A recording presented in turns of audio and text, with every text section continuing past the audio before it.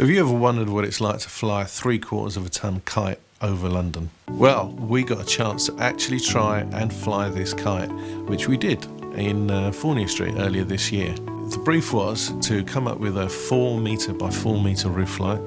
Each panel was going to be 2 metres by 4 metres and was going to be about 3/4 of a ton. Eventually the whole thing was going to pop and slide.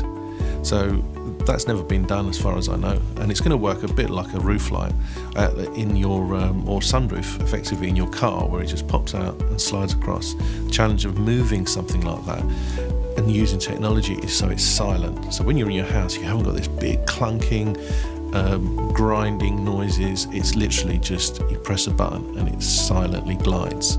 So we started work on that, and obviously the next challenge was how to move something like that, get it into London. You know, East London is very tight. You're going to have road closures.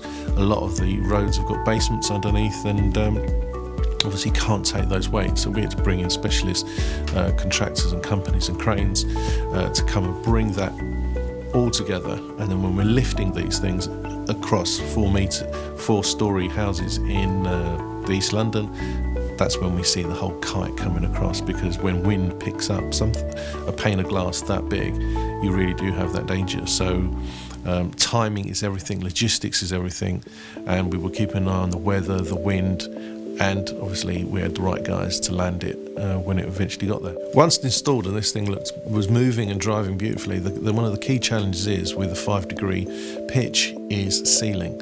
Obviously rain is constantly going to be in there, so every time it lifts it needs to drain off properly.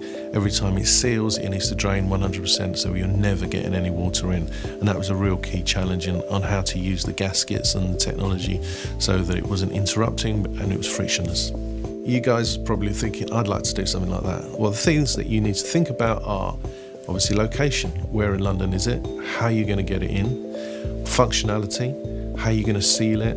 How are you going to deal with all the weather conditions that we have in beautiful England?